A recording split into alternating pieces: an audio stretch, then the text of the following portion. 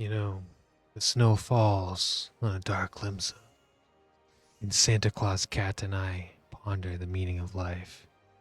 What does it mean for winter to be here, Santa Claus Cat? What does it mean to have dancing girls in the back? What does it mean to be a black mage? What does it mean to be a spotted cow dressed like a reindeer? Do we so blatantly kowtow to Snowman Chan? Or maybe there's something more to all of this holiday cheer, this winterization, this snow and limsa laminsa, this Christmas tree surrounded by multiple snowmen chans, snowman chans. Today we're going to be talking about Tomestone.gg, some updates, but more importantly, perhaps, we're going to be talking about Blackmage on Blackmage violence. More on that to come. But first, Tomestone.gg. Now, I'm not associated with Tomestone at all. I just have a huge appreciation for it. I think it's a neat tool. Not a perfect tool, but a really, really solid tool, honestly. Better than you can probably expect. It is pretty great. And it's got this new feature. So, pretty cool little tool here. Basically, what it comes down to is you can now organize a fight by job statistics. There's a little button on the right here in blue, and see a breakdown of clears by job on data center. Yeah, look at mana. Blows ether out of the water, 32%. And you can see which jobs have cleared the most. So Black Mage is like near the bottom. Pretty great, right? Finally, there's a bar graph that shows uncleared players, so progressing players, and what phase and what boss HP they've reached based on their prog, so their furthest prog point, to see where people are stuck, where the walls are in the fight. Really great visualization tool. I'm a huge fan. Some people on Twitter have recommended or suggested that they tie it to mechanic. I don't really know what the reason why they can't do that is. It seems like it's just a data source issue where it's probably harder to get mechanic based information rather than boss HP, but I digress. I don't actually know. I think this is a great tool, and I just wanted to give a quick update before we get into the ridiculousness of the rest of the video. So it's no secret that the Black Mage community can be pretty intense at times. Many Black Mage players have been playing this job for upwards of 10 years, mastering and refining their craft because of this investment. Things can get kind of emotional when balance patches don't make much sense logistically for the job. It's also no secret that sometimes we get some really misguided personal opinions from the greater Black Mage community that lead to heated arguments in local discords. Now, I'm not one to judge, being someone who has been guilty of the exact same thing when I was younger and dealing with things that aren't Black Mage related, but sometimes, I just can't help getting involved. And to preface this story, I want to cover just a few reminders and a few basics before we get into this topic of heated debates and misinformed opinions. And firstly, something we discuss a lot on this channel is using great resources. As a Black Mage player, not everyone has the time or energy to run the hard numbers to figure out what is the best rotation to use for Black Mage versus what isn't.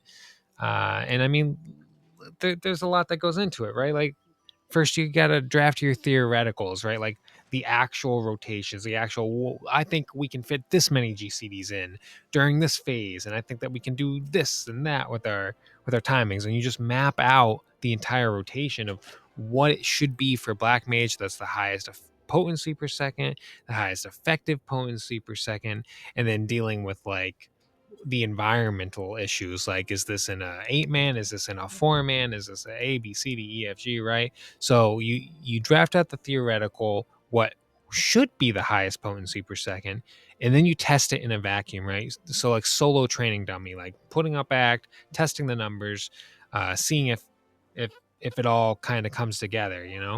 You account for like the variables as well, so things like crit rate, direct hit rate, the things you can't control, and you just kind of create like a scientific method around it. You draft it up, you come up with a theory of, I think this is the best rotation.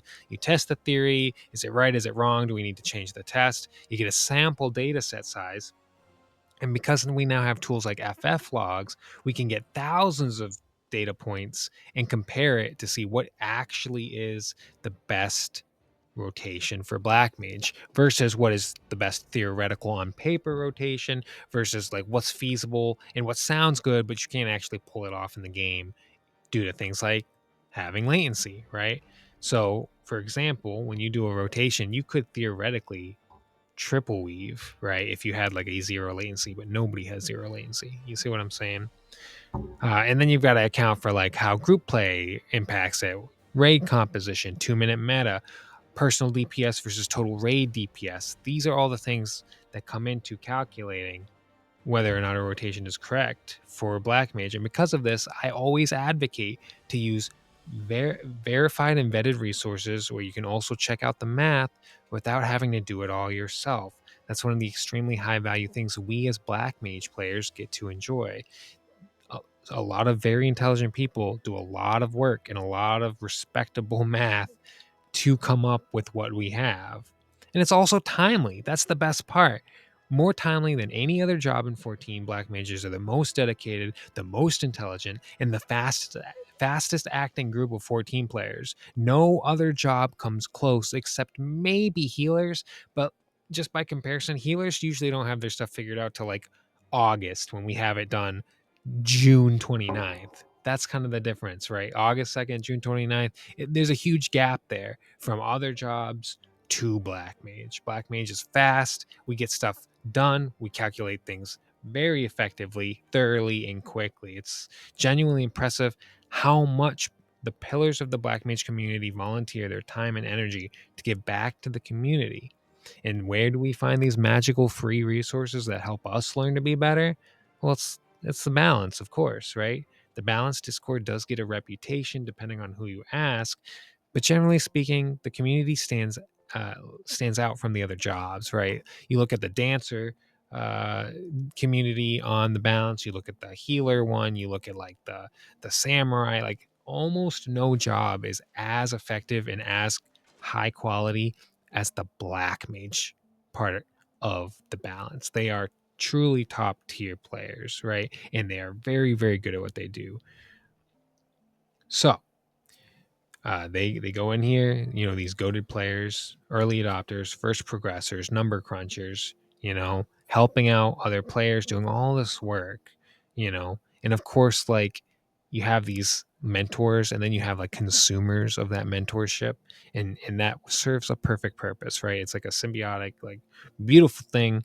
That's what we got going on in the Black Mage. That's the reality, and in my opinion, all this hard work deserves respect and appreciation, especially when, we do see not even half that effort from other jobs. It's a big deal, right? It's a big deal, and we all benefit almost like unknowingly in some cases of just how much time and effort goes into these things. So why am I bringing this up? Is this an appreciation for the balance video? Not quite. Today's video is about misinformation in the Black Mage community. Today, we're here to talk about one individual in particular. Their name is Kit. Now, who's Kit? Well, if you don't know, you're about to find out, but you may already be familiar with Kit. He's an up and coming Black Mage YouTuber. For a few months now, YouTube has made me aware of another Black Mage channel that's similar in size to our channel here. And when I saw this, I got pretty excited. More Black Mage mains is a win. From the truly greats like Explosion and Peridot to the everyday man like your Black Mage compendiums. We have room for all types. And we need more. We need more Black Mages giving more information, other perspectives, their own thoughts and experiences. And whether they're new Black Mages or veteran Black Mages, that's a good thing. So I got excited about Kit's content, checked out his stuff, but as I watched his content and read his posts, some issues began to surface. Kit's content revolves around thinking he's smarter than everyone else. He consistently mocks, insults, or expresses frustration towards other 14 players or Black Mage players, and primarily and most recently towards the balance. He's posting his own resources and directing people away from proper vetted resources, touting his own opener as higher DPS than the balance ones. And well, he's completely wrong.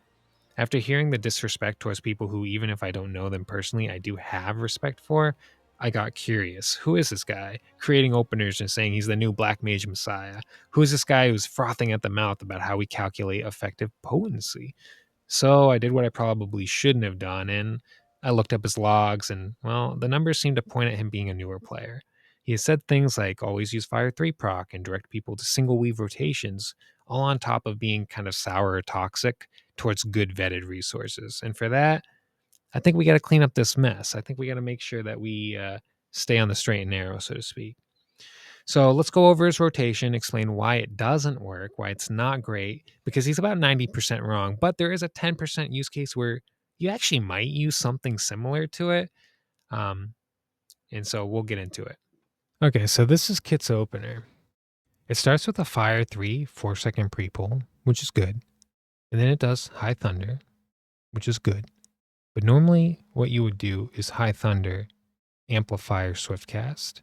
And the reason why you would normally do that here is because it is a higher potency to delay a Fire 4 by long casting it into a Xenoglossy, OGCD, and then a triple cast, Fire 4, Fire 4, Fire 4, all within your ley lines, right? That is like the optimal opener for potency.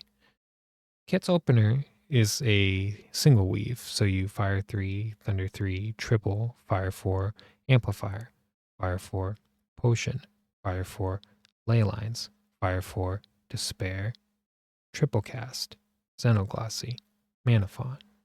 So as you can see, what this is effectively doing is single weaving, and Kit claims that this is higher damage. So the thing that you want to be careful about with these like custom Blackmage openers is that, first of all, single weaving is always a DPS loss for one reason. And this comes down to analyzing the total potential damage of a fight, and how we calculate that, right, is actually in FF logs. So if we come into FF logs, right, and we go down to like Wicked Thunder, and we go to list, like, this is my Wicked Thunder kill, and we go to casts, timelines, we click on them. These are all my casts for this fight, right? Well, actually, we don't want timelines yet. We want tables. If we go to tables, right, we can see that on my 99 parts for M4S, I have 115 Fire 4s, 30 Paradoxes, 28 Xenoglossies. In order to get the most damage possible, you first have to align just exactly how many of these casts you can get per fight. And in order to optimize that to the highest level, that means omitting spells that are lower potency, which sometimes means minimizing how many Fire 3s I really need to cast, if and only if it means getting more Fire 4s out, right? If it means that I'll have time for more Fire 4s because I cast fewer Fire 3s along the entire course of the fight, then it's worth skipping the Fire 3s, because in the end, I get more Fire 4s. Right. So in the short term, you might be able to get like a tiny DPS bump for a few seconds if like I immediately use a Fire 3 after Mana Font. But that might end up pushing out a Fire 4 that would have been higher damage overall. So in those cases, that's a bit more of a grand design. And so just as a general practice, as someone who teaches Blackmage, you know, at a like a medium level, I usually recommend people to be careful of just throwing out casts where they're not needed. Now, in Fru phase 1 is a great example of having really strong Fire 3 windows after Mana Font because of downtime. In Ultimates, the conversation changes a little bit because there's so much boss downtime that you kind of reset to 3 Blizzard Blizzard 3 and 3 Umbral Hearts due to Umbral Soul. You like reset in between bosses, or you'll do like a some transpose shenanigans to juggle a lightning buff, reopen with like Paradox, Thunder, transpose Fire 3. when a boss comes back or when a new boss shows up. So it changes in Ultimate, and there's a little bit of that in M4S. But for the most part, we try to omit spells that are a little bit lower potency over the course of the fight. So even if in the short term it might be a gain, in the long term it is usually a loss if it pushes out these stronger spells like Paradox and Fire 4. These are your strongest, like these three, right, are most of your damage. And then, interestingly, your dot management is more damage than despair. Think about that for a second. Right. So this is how we calculate potency per second. And so a big part of this, right? A big part is cooldown management. When you're trying to do high damage on any job, you get more uses of an ability if it's on cooldown. So in this example, right?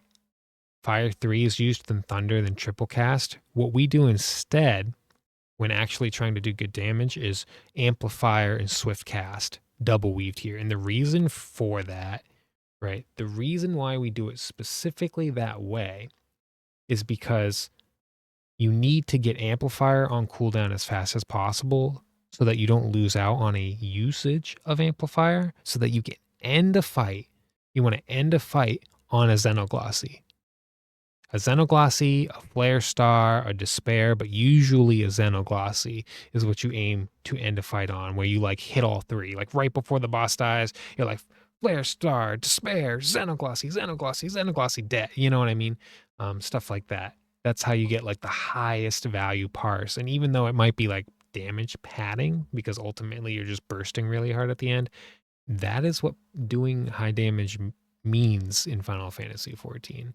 So, if you're looking at an opener here where you're not using your cooldowns right away, you're delaying them a GCD and you're delaying your potion a GCD, this is causing you to have 10% intelligence not covering all your abilities, right?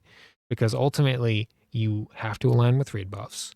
You have to align, right, with your 2 minute. And in order to best do this, either you're going to pre-pull ley lines on some fights, which is not ideal, honestly, unless you're talking about specific circumstances, or more realistically, what you end up doing is Amplifier Swift Cast, Fire 4 to get into position, Leyline's Potion after that Fire 4, long cast this Fire 4 because you're waiting for raid buffs, and then you Xenoglossy into triple cast, Fire 4, Fire 4, Fire 4, Despair, Xenoglossy, Mana Font, Fire 4, Flare Star, blah, blah, blah, blah. So his opener isn't much different than what we actually do, other than his OGCDs are all messed up. They're all messed up. You're going to lose damage, and it's not that much work to learn the actual proper way to do it. And so the proper way to do it, let me show you real quick. I didn't have this prepared, but I'm just going to open up the balance on my other window here. Drag that over. Okay, so for the balance, and we do opener and rotation, right? 2.45 GCD or faster, you would do this. And when we open that up, check out the differences here, right? High Thunder, Swift Cast, Amplifier. We need to get Swift Cast on cooldown. We need to get Amplifier on cooldown, and we need to move into our leyline spot typically. Fire 4, you can potion, slow cast Fire 4, Xenoglossy, triple cast ley lines, right? Now you could fit your ley lines here, but realistically that's a little bit misaligned with raid buffs unless you have a shorter DPS phase like the start of Fru. Fru has a little bit of a shorter DPS phase because he leaves. It's very difficult for Blackmage to like fit in their last ice paradox before the boss leaves, depending on spell speed. So because of some of that nuance, you might move this stuff up a little bit. But what I do in Fru is pretty much identical to this. I just pop my ley lines here with the potion instead of here. And you can do it either way. The potency difference is very, very small. But the reality is you need to get your cooldowns ticking quickly so that you get more uses of your cooldowns. So that's why we do it that way. So this way is the generally accepted best practice for most use cases opener. And then you can say like, why don't we pair like double weave down here. There's a reason why we don't double weave here, is that the triple cast is 1, 2. This is an insta cast, so you wouldn't triple or you'll overwrite it. You'll mana font, you'll use this, then you'll triple, then you'll finish off the line. And this is what we do in Fru as well, phase 1, right? So that is the reasoning behind all of this. There's a reapplication of Thunder as your dot ticks off. You can do this. Typically, I skip this in Fru because you only get a couple ticks of the dot before like the boss disappears. But generally speaking, this is how you would do the most damage possible. And I have seen people who've cleared on Blackmage still put the dot here out of habit. Nothing wrong with that. Yeah, but that's the general idea. So as far as Kit's opener, it is worse damage, even though he claims that it's higher. That is not true. But let's think about the reason why he made his post and why he made his opener. He said he's so tired of the balance kind of gatekeeping in a way new players from playing Blackmage, and that new players to Blackmage are just too overwhelmed by the opener. I think the reason he says this is because he's new to Blackmage, and the reality is Blackmage is simpler than it's ever been. It is the most accessible it's ever been and the easiest to play. And double weaving in your opener is not much of a gatekeep. This is a general best practice for all players in 14. The only thing that prevents you from pursuing this best practice is ding, ding, ding, ding, latency. Not everyone can double weave. So the use case for something like Kit's opener, which I don't know, I don't know where I put it. Here it is. The use case is this: is if your latency is so bad that you clip your GCD trying to double weave, then this would be perfectly accessible. Acceptable. And I used to be like that. I used to have latency so bad that I had to single weave back when I was doing DSR. That's why my DSR parse to this day is blue. All of my DSR parsers are blue on Blackmage because I was single weaving most of the time because of latency. I didn't use any add-ons at that time for latency, so it was just straight up not great, and it impacts your DPS quite a bit when you can only single weave because you get fewer total casts or casts at the wrong time. This is more of a Blackmage specific problem in that if you delay these things, you'll get the resource back the same amount of times, but it will happen at the wrong moment in the fight where you won't have the tool you need at the right time, so you lose DPS, right?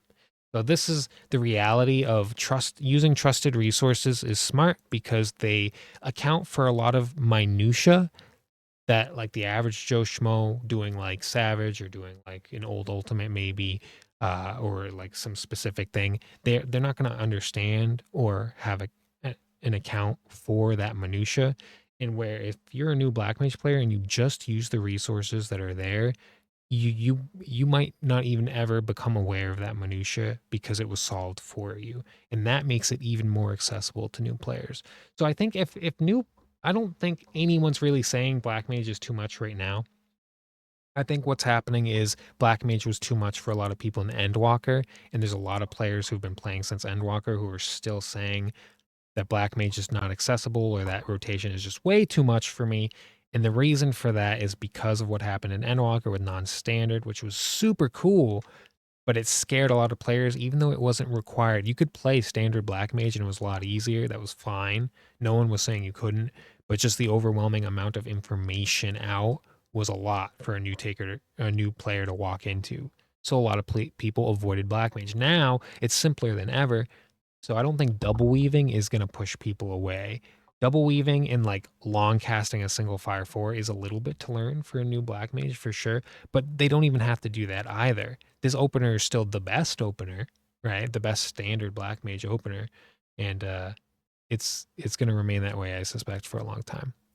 So, anyways, that's what I'm saying. Now, I do want to preface one, or not preface, but I do want to add some other thoughts about Kit in particular, because I'm not trying to shit on Kit here, right? Like he sounds a lot younger and more emotional, and like he's got something to prove, and I get that, you know. The Black Mage community accepts all types. I'm not perfect. I'm also like a smaller channel, just like Kit is. We're very comparable in that way.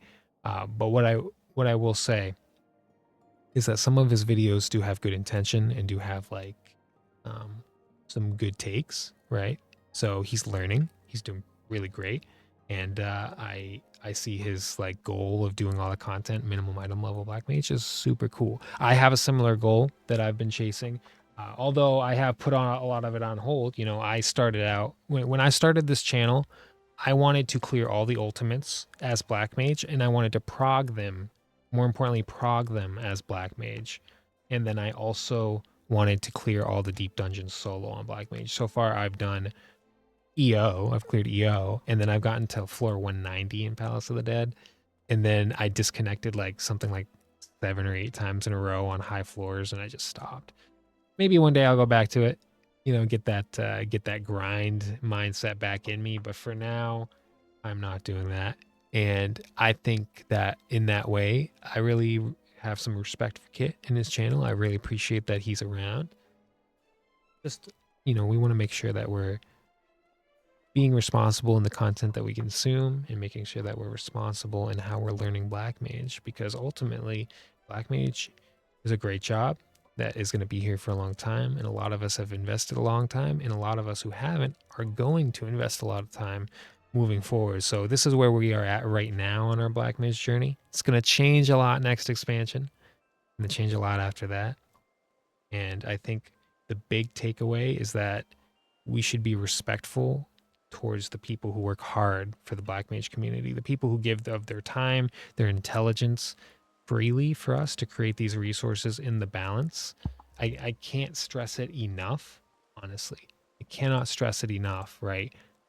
The people like Rika in the balance who are answering questions to new players, who are filling out these templates, who are typing out these documents and posting them in a timely manner. I mean, look, we have leveling rotations. What other job has spelled out all of this for you at every leveling range? Like, it is just so thorough and so well vetted. They deserve our respect. And these aren't like Joe Schmoes. Like, we have engineers, we have teachers, we have scientists, we have professionals who are taking time out of their careers for this game and this community to crunch numbers and deliver to you a very reliable source of information. I think that deserves a lot of respect, honestly. Even if you don't like a certain person in the balance, or you don't like a certain community, or you like, you know, whatever, it still deserves respect. And the cool thing is, they're absolutely correct on their numbers. It is tested, it is public information. And so if everyone's in agreement, except like 1 or 2 people, it's usually the 1 or 2 people that need to be challenged the most on exactly why they disagree. They might be right, but in this case, the balance is correct. So continue to use the balance, continue learning Black Mage, have a good time. I am starting to come out of my burnt out shell a little bit, maybe, maybe. Still progging through and having a great time. This is a long video. I don't know what else to say. But yeah, this was a fun video. This was a fun one. Looking forward to seeing more content from Kit. Looking forward to seeing more conversations around Black Mage. Hopefully you guys are having a good holiday season. And until next time, this is Nem. See ya.